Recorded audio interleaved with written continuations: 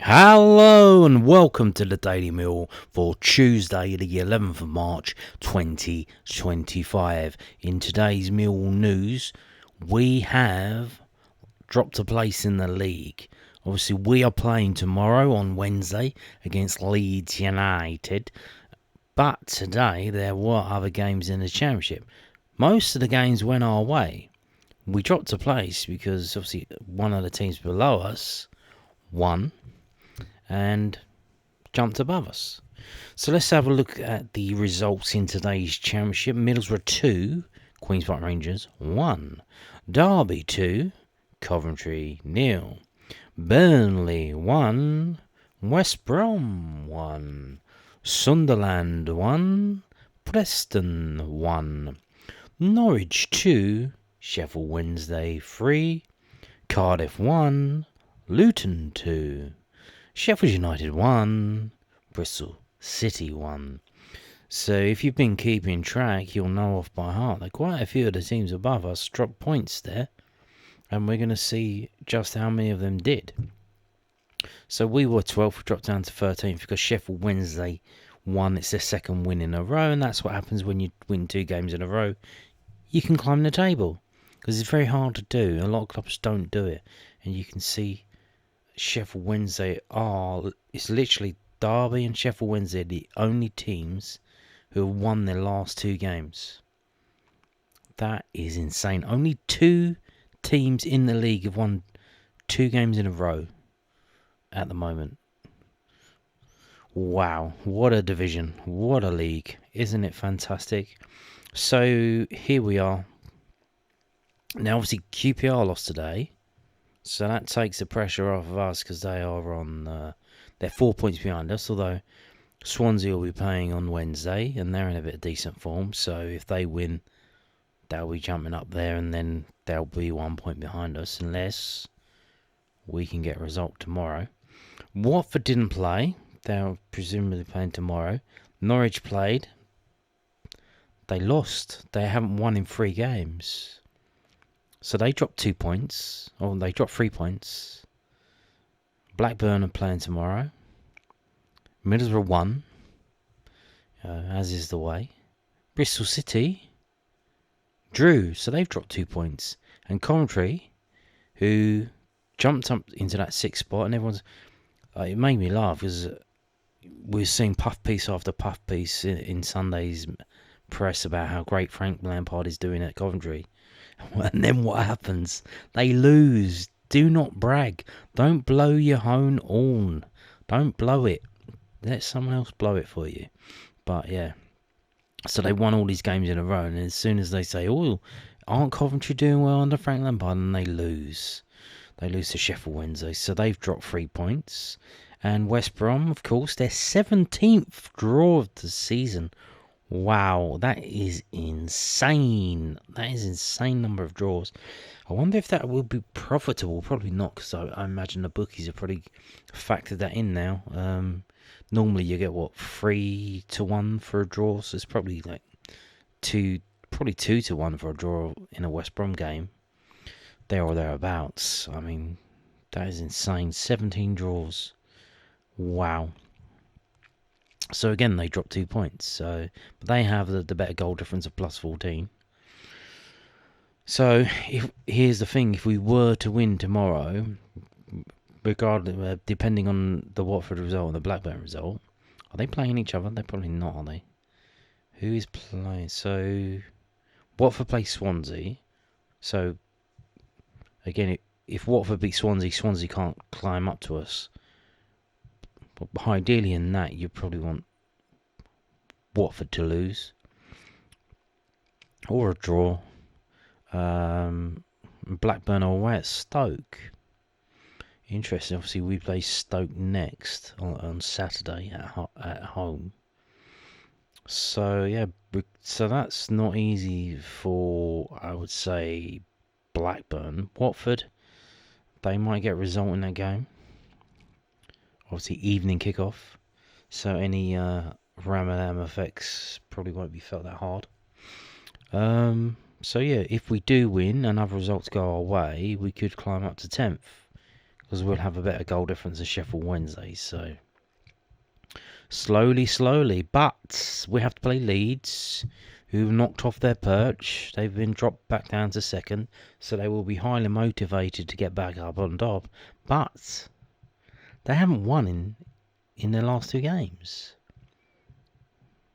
They drew at home to West Brom, and they lost away to Portsmouth. So, are they on a wobble? Wibble, wobble, wobble. Are we going to get them on a wobble? Why not? Why not? Bit of luck, finally. A bit of luck. So yeah, that's what's happened today in the Championship and where it leaves us ahead of tomorrow's game. But there was a game today at the Den. Did you watch it? They showed it live on Millwall TV. It was under 21s win, a 6-goal thriller. Yes, 6 goals there were. And this is the match report from millfc.co.uk. Mill under 21s were 4-2 winners over Watford in the Professional Development League on Tuesday afternoon. Jet Dyer, AJ Matthews, Carl Smith and Frankie Baker, parentheses Penn, were on target as the Lions notched up another 3 points in SE16. After a goalless first half hour, Dyer's close range finish gave Millwall the lead, with Matthews then going on to score his first goal in Lions colours shortly after poking home at the back post. Smith's powerful free kick then made it 3-0, but the Hornets replied with 2 strikes inside 3 minutes to get themselves back in the game. Baker, however, was able to stroke home from 12 yards later in the half to restore the 2-goal advantage and claim victory. Next up for Millwall's under 21s is a trip to Ipswich Town next Tuesday night, and that is due to be held at Ipswich's Stadium, Portman Road, 7 o'clock kickoff. Why not get down there? It's the international break. What else are you going to do? Now, the team was as follows. Roberts in goal. Yes. What? How? Well, he has been banned. He was banned for 3 games. That was extended to 6 games. But it wasn't. It's only for first team football, it seems. So, even though he could have killed him, it was, he should be going to jail. That was assault. It's the worst thing I've ever seen in football. He's a professional. The FA didn't ban him in all football, which they can do. They can ban you from all footballing activities. They can ban you from training, which I think they did to Ivan Toney for gambling, probably Pakatara as well, where you can't even go to the training ground. You probably can't even go to other football games, actually, organised games. Like, they ban you from all football activities, and you can get a ban from first team or all football activities. But it seems his ban is only for the first team. So what does that say? Now, luckily, he didn't kick any of these kids in the head, so that would have went down like a bucket of cold sick. So the team was as follows: Roberts, Carl Smith, Ollie Evans, Massey, Taylor, Dyer, Howland, Lamptey, Mansour, Mansour was a sub, Celestine Charles, Matthews, and Kendall. The subs not used were Preswosny and Whitby. The subs were Mansour on for Lamptey in the 83rd minute, Hayward on for Celestine Charles in the 75th minute, and Baker on for Matthews at half-time. Obviously, Matthews come back from an injury, so he came off half. Hopefully that's just like they gave him half a game of football, or hopefully he's not broken down again. But, there you go. Did you watch it? It was kind of annoying because the referee was double blowing. I don't know who taught him to do that, but it was really fucking annoying. He would blow his whistle and then shortly after blow his whistle again. It's like, yeah, we can hear you. Like, there's about 150 people in the crowd. Like, no, there's no noise. Why are you blowing your whistle twice? It's just really fucking annoying. But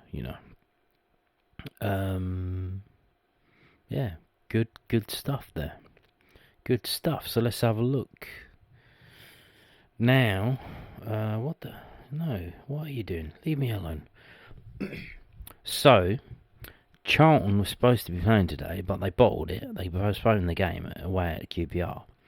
So what that leaves the table looking like now is this. Yeah. 2 points behind Charlton with a game in hand. So if we win that, we're up above them. And we're only 3 points behind Brentford, but obviously we're relying on them to drop points. Which is they're a pretty good team, so it's easier said than done. But yeah, there you go. That's what the table looks like. And I think amount of games to come. So it's not over yet, but yeah, like I said, next Tuesday, Mill away at Ipswich at Portman Road. So there you go. Charlton are playing on next Tuesday at 1 p.m. Got Bournemouth. That's not gonna be. That's a hard game. So they got Bournemouth at home. Like Bournemouth quite a way away, but they're they're no rum-dums. So maybe they can get a result against them in terms of Bournemouth beating them. But and then we've got Ipswich. It says here that the game that's supposed to be held at the training ground on the 21st is postponed. Which maybe because this game was moved to 7 o'clock kickoff. Was that like 3 days apart from Tuesday to Friday? So maybe they've just. Oh no, they've moved it. Why has it done that? Oh, it's still there. Okay, it's there. But yep, there you go. Fantastic stuff. Four goals, 4-2 win against Watford today for Mill's under-21s. Speaking of under-21s, and lo, it has come to pass, I was speculating about this the other day, because Ivanovic wasn't called up for the Serbian team.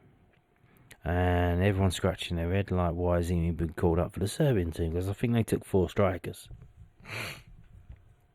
And I kind of had a look around and think, well, what are they doing? What's going on then? And like I said, they want him for the under-21s. The reason why, if you didn't see the video before that I made, Serbia are co-hosting the next UEFA tournament for the under-21s. They are the co-hosts with Albania. That is insane that they're both co-hosting it, but hey-ho, that'll be a laugh. So they obviously want to do as well as they can.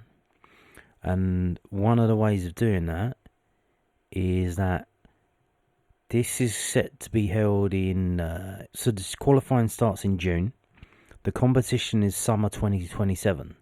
Now, by the time that happens, Ivanovic will be over the age of 21. But however, they're taking the date from when the qualifying starts. So that's when it's calculated. So you have 22, 23, 20, maybe 24, is that possible? Year-olds, for 23-year-olds, playing in the summer tournament. Because when it first started, they were eligible to play as an under-21. That's how it goes. That's how they do it. So obviously Serbia, but because they're hosts, they're just playing friendlies. So I think they want to get as strong as team as they can, as well oiled and well drilled and firing on all cylinders as they can before they start hosting the tournament. So this is what's happening. So yeah, Mihailo Ivanovic earns Serbia under-21s call-up. Mihailo Ivanovic has been called up to Serbia under-21 squad for their March international fixtures. Serbia travel to Antalya in Turkey, where they take on Bosnia and Herzegovina and Georgia in a pair of friendlies. Keep up to date with the progress of Ivanovic and the line's other internationals in millfc.co.uk's international roundup. And that's going to be on Friday the 21st and Tuesday the 25th. So obviously Antalya is they have like a massive training complex there, so that's where this will be going on. So there you go. So like I said, called it. Pat myself on the back for that one. Called that one. So yeah, that's why they want to win this. They want to win it. Because I think the best they've done is finish third in an under-21 tournament, UEFA under-21 tournament. But that was as part of Yugoslavia. And for some reason, I don't know why, Yugoslavia's records in terms of their history and whatever has been passed on to Serbia. I imagine because Serbia is like the biggest part of Yugoslavia. So anything where you say, oh, this Yugoslavia won this, they won that, they did this, it passes through to Serbia now. And it's their records for some reason. I don't know, they just didn't stop it and then start again. But hey-ho, that's what it is. Another call-up, we got Jules Saville called up for Northern Ireland doubleheader. Jules Saville's been called up for Northern Ireland's March international fixtures. The Green and White Army face 2 friendly matches in the final international break of the season, beginning with a visit of Switzerland to Windsor Park on Friday the 21st of March. Northern Ireland then travel to Sweden, where they play on Tuesday the 25th of March. Again, you can find out on Mill's website. And the first game will be on BBC, live on BBC, BBC iPlayer, BBC Northern Ireland, etc. So, there you go. Now, a Millwall player, technically, this is from bbc.co.uk, I don't believe it's been mentioned on the Millwall website, so that's a bit of an oversight. Is he a Millwall player or is he not? He's certainly contracted for next season, so unless you've sorted out a deal, Kevin Nisbet has been called up to the Scotland squad. This is his first comeback, or maybe they mention it here. What does it say about Kevin Nisbet? Is this... Hang on, let's go back. I missed it. I don't know why I missed it. So this is an actually competitive game. They've got Nations League playoff matches with Greece, so they've got to play them home and away. And it's like a playoff to stay, whether you get promoted or whether you get relegated. So this is a real game. This is sort of, you know what I mean. So they're bidding to stay in League A, which is obviously the top one. They're away for the first leg on the 20th of March, with a return at Hampden Park on the 23rd of March. Forward Kevin Nisbet is 28, is rewarded for his recent form on loan at Aberdeen from Millwall, netting 10 goals this season, including 5 in his past 6 games. So there you go. And then the manager says, Kevin scored a couple of goals recently. You know, sometimes when a striker starts scoring goals, it becomes a bit of a habit. So, hopefully with Kevin, that's the case. So there you go. Kevin Nisbet, technically a Millwall player. Technically. And again, I think this game will be live on BBC, although they don't mention it.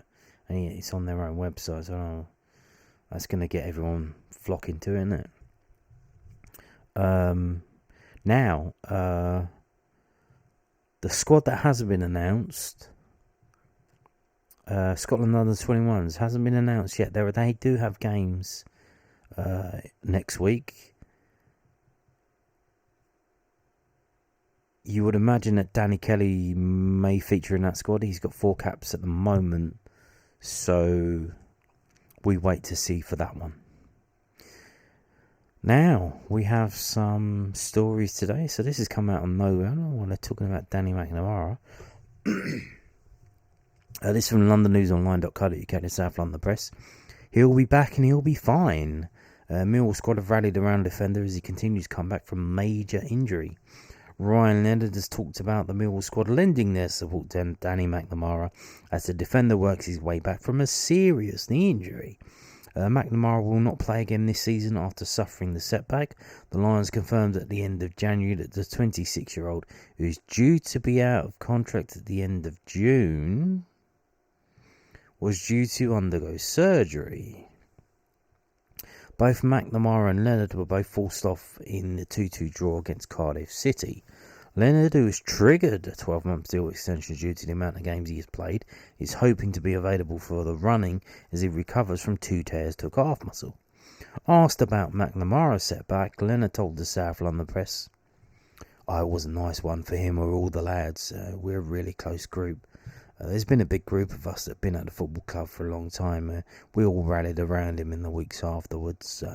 It's nice that, he's in most days now and he started his rehab and we get to see him every day. To be fair, he's working his arse off at the moment. He'll be back and he'll be back fine, It's an injury that you can come back from. He'll be back ready to go again, whenever that may be. Wherever that may be. Possibly. We've all rallied around him. It is football and a job, but we're all friends and we class ourselves as family as well, so we look after him. We both got injured in the same game, which was a bit of a disaster, especially for Danny, with it being a long-term injury.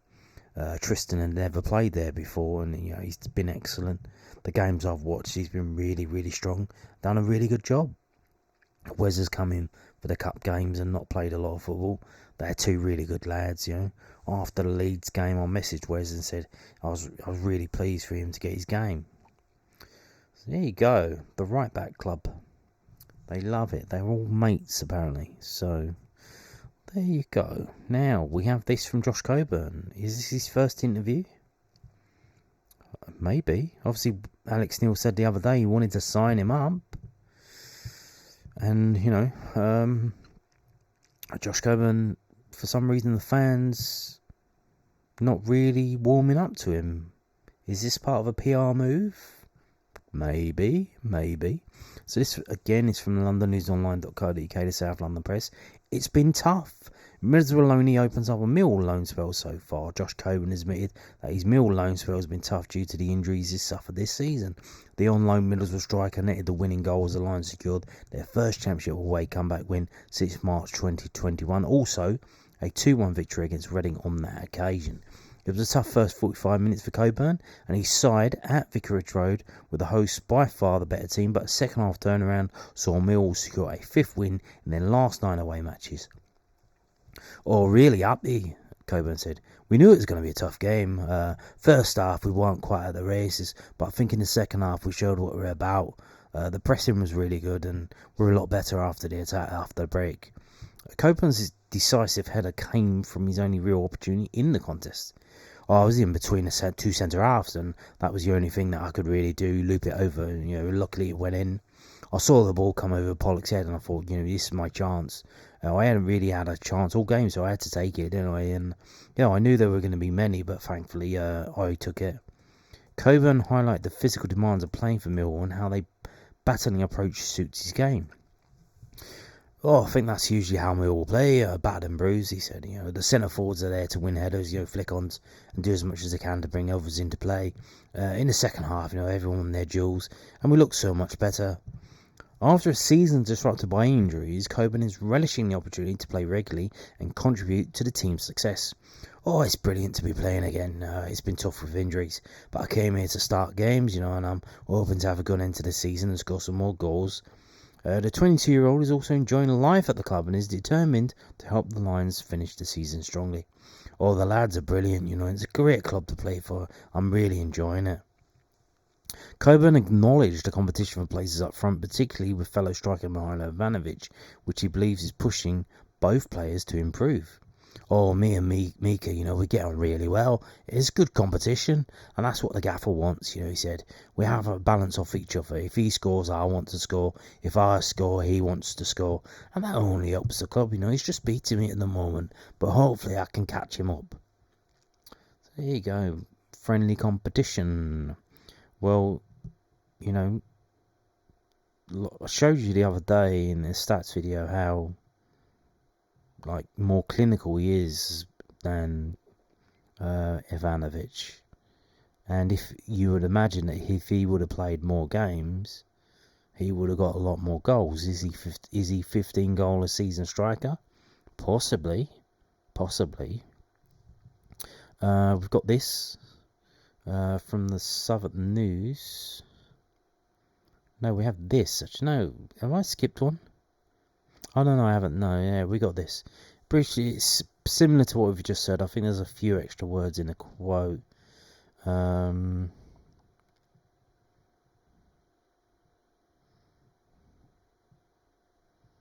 no, it's basically the same, so I'm not going to bother. basically the same, but Southern News had it well. So, does an interview with the South London Press and the Southern News. So, and this comes a week after Alex Neil says, we want to sign him permanently. So, looks like a bit of a PR push. So, we'll see about that. Now, we're going to start previewing the game tomorrow. Apparently Leeds being a bit feisty, a bit, what's the word, facetious, snidey. They put out a tweet saying, Millwall have only sold 391 tickets, so we're opening up more sections. So we didn't sell our full allocation. Obviously, I think the tickets went off sale at 2 p.m, didn't they? So I think maybe that's when they announced that they were opening up another block for the Leeds fans. It's like, we've already been up there and won in the FA Cup. Like, we beat you at home. The game's midweek and it's on television. Like 400 fans. Yeah, that's about right. It's about right. So we got this from the Defender, londonnewsonline.co.uk, the South London Press. They've been doing this thing where they give you a little story ahead of a game from either opposition player or opposition manager. Pascal Struijk is back in his Leeds United side to bounce back from a rare championship loss when they host Millwall tomorrow night. The Yorkshire outfit were beaten 1-0 at Portsmouth on Sunday, and Leeds are still top. Well, they're not. They're not. When this written, they were still top, but now they're second. United defender Struijk is confident of a response against the Lions at Ellen Road. He said, where's he from again? Games have come really fast, so we have to turn it around quick. We will try and make sure the boys are not too down. We try to keep the spirits high because the games come so quick. We need to be ready again on Wednesday. This is the championship, so I'm going to say one of the toughest leagues out here. You play so many games and then they come really fast. On Wednesday, we will go again. Leeds boss Daniel Farke told BBC Radio Leeds, if you want to finish in the top positions in this league, you have to show consistency. The title is not won in February or March. It always goes to the wire. You have to prove yourselves every single game. We have some difficult matches coming up and we don't take anything for granted. I know we can be better and much more effective. It's a long road and it's tough. And overall this season we have been impressive. We just have to make sure we are a bit more effective in our upcoming games. Sounds like he's blowing his own trumpet there. We've been impressive. You do not get to say what you have been. You get judged by others. That's how this works. Now, we've seen this before, but we're going to look at it again. This is the historical record of games between Leeds United and Millwall. Not that many games.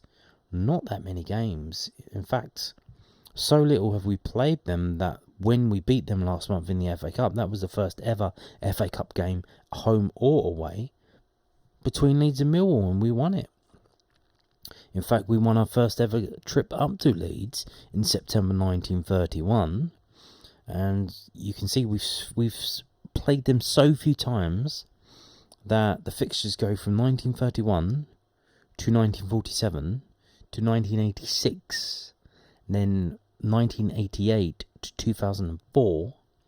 So there's massive gaps. Obviously, at the moment, they had their financial troubles. They went down to League One, where we met them. We come up to the Championship. They come up to the Championship as well, or vice versa, whoever came first. And then in the Championship, all of the games between the teams, apart from the FA Cup game, have been in the Championship since 2010. And it's not been pleasant reading or watching or following for Millwall up at Leeds United. Just defeats, no draws, just defeats, apart from 20th of January 2018, a 4-3 win. What a game that was. And then back to the defeats until last month when we beat them in the FA Cup. So, some quite hefty defeats, 2-0, 3-2, 3-2, 3-1, 4-2 in 2007, 3-1 in 1986. So there you go. Yeah, it doesn't look good. It doesn't look good. But there are moments. We do have our moments against them. Now, we've beaten them at the Den. We've beaten them away at the FA Cup. If we beat them again tomorrow night, that will be 3 beatings of Leeds United in a season. That will be off the charts, insane level stuff. So, probably why it won't happen. This is from WhoScored.com. This is the last 6 games at Leeds. It's been 4 wins for Leeds. No draws. This is not a game that gets drawn. This is not. Maybe it's time for a draw. Maybe. The last time there was a draw in this fixture was in 2009 in the playoffs, but in an actual league game, 2004. That is 21 years ago. Wow. But man, whoa, look at this. So in these 6 games, you got 12 goals for Leeds, 10 goals for Millwall, 15 yellow cards for Leeds, and 15 yellow cards for Millwall. I believe that the referee is Dean Whitestone. I know that because Leeds fan sites, there's numerous of them, and they obviously, anytime anything gets announced, they jump on it and put it up. So I believe it's Dean Whitestone, who I think we do pretty well in his games, but shouldn't have said that, because now we're probably going to get a red card. So, at the moment, Leeds are not doing too well. They're on a bit of a wibble wobble. As mentioned at the start of the video, they've drawn against West Brom and they've lost away at Portsmouth. Okay. So they are second in the table, we're 13th. If we look at the form table, they're in 3rd. So even with those 2 results that weren't wins, they're still 3rd in the form table. They've only conceded 4 goals in the last 6 games, whereas they've scored 12. If we go to overall and go to home games, they are the best home team in the division. Wow. They've won 14, drawn 3, and they've only lost 1 home game all season in the league, and that was against Burnley. In fact, they have only conceded 9 goals at home in 18 games. Wow, that is insane. That is insane. Damn. If we go to away games, obviously for Millwall, wow. We are the 6th best away team in the division, which is insane because before Alex Neil turned up, we'd only won 1 away game to that point. Is that for real? So this is just away games. So there is a bit of a gap between us and the team above us, Sheffield Wednesday. But having won 5 away games, drawn 8, lost 5, we are the 6th best away team in the division, which is insane. It is absolutely insane. So let's drop that back down. So, if we look at the last 6 games at home for Leeds and the last 6 games away for Millwall, so you can see at the start of this, Leeds are like running teams over. 3-0 against Sheffield Wednesday, Yorkshire derby. 2-0 against Norwich. 7-0 against Cardiff. But then they play Millwall. They lose 2-0. And then, tough games start coming. They got to play Sunderland. They win it, but 2-1. So they do concede. And then 1-1 against West Brom. Whereas for Millwall, apart from the anomaly, the Plymouth anomaly, now we do know we have problems when teams, like Alex Neil said, this team set up certain formations that we can't deal with, and we struggle to change it in real time and adapt. So I very much doubt the Leeds will play a formation that is set out to hamper us. I believe they have, what's the word, arrogance, that they will just play the way that they play and expect to win 3-4-0. Obviously this isn't a cup game. They'll have their full team out. They'll take this seriously. They are now in second place in the league. They want to win the league. They want to at least get promoted to the Premier League by finishing the top 2. So this is a very important game for them. Now, Mills away games. So obviously at Watford, 1-2-1. We scored 2 goals. That was the first time we come back from losing position in 3 years. The 3-1 at Crystal Palace. Goalkeeper gets sent off early on. What can you do? We still did score. Still did score in that game. We kept a clean sheet against Derby. 1-1-0. 1-1 against Preston. The anomaly. Even though we still scored. So when's the last time we failed to score in a away game? Probably, was it Coventry 0? Coventry 0-0 or before then? So, we do score in away games. That's something that we do. Here's the strengths and weaknesses. Wow, that's a pretty long list over here for Leeds. I would say one of their weaknesses isn't listed here is their goalkeeper is he does make the odd mistake, doesn't he? He does make the odd mistake. Cool. So let's get into the predictions then. Or before that, match facts. Leeds have seen under 2.5 goals scored in their last 3 matches against Millwall in all competitions. Obviously, that's home and away. So, let's have a little look then. The prediction from whoscored.com. Nerves will be jangling in the Leeds camp heading into this derby fixture following a shock 1-0 away defeat against Portsmouth on Sunday. The Whites are now clear of Sheffield United on goal difference. Well, obviously we know that's changed. Millwall responded well after falling behind to Watford defender Matty Pollock on Saturday as goals from Casper De North and Josh Coburn sealed a 2-1 comeback victory at Vicarage Road. Alex Neil's side have won back-to-back away matches in the Championship but face an extremely tough test against their rivals at Elland Road. And they say Leeds 2, Millwall 1.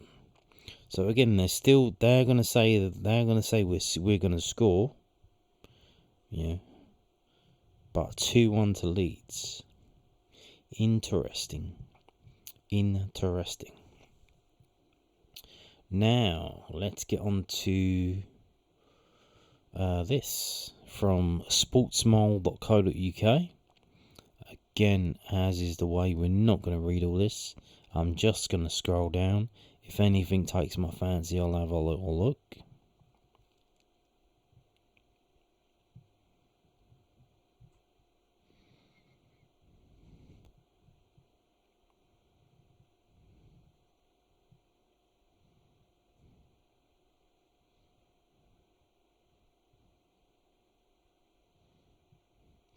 Here we go.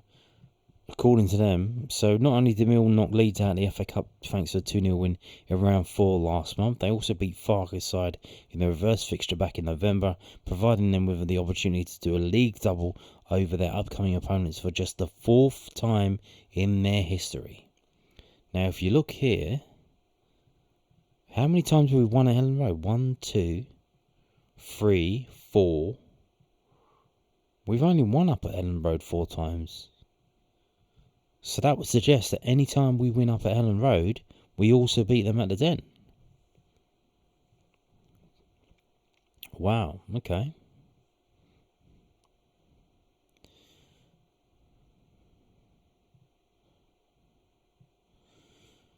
So, team news. We say Leeds United 3, Millwall 1.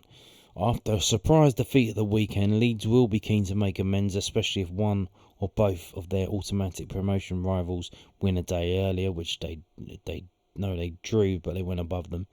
Mill may have won in the cup here last month, but Leeds will field a stronger 11, and there should be less complacency from the hosts, making this a distinctly tougher challenge for Neil's side. Man. And you can see it, 83% of the on this poll voted for Leeds United win. It's a tough ask, isn't it? It's a tough ask. Is it impossible? No. Could we do it? Yes. I think something might happen. What do I mean? A black swan event. Unexpected. What's the most unexpected thing that could happen that would ruin our season? Would be a red card. Red card to who? Well, Jensen. If Jensen got sent off, that would be. Even if he got sent off for 2 yellow cards, I don't know how a goalkeeper gets 2 yellow cards, but that would be season ending, because then we'd have to play an under 21 goalkeeper. Or to be fair, they'll probably try and find someone who's out of contract and bring him back. Maybe Andy Marshall can do it. I don't know. But yeah. So something like that where, maybe even if Tanganga gets sent off and then he misses 3 games, he got sent off at the end of last season against Swansea, so it's not beyond the realms that could happen. But I get the feeling that there's going to be machinations in the works behind the scenes. Whether that's Kismet, fate, astrology, God, or match fixing, whatever you think it's going to be. I think there's going to be some funny business happening in this game, and that's going to cause us to not win it, in fact lose it. I think it's going to be 2-0 to Leeds. 2-0 to Leeds with a red card for Millwall. Yeah, sad to say. But, what do I know? Not a lot, as you know if you watch the videos.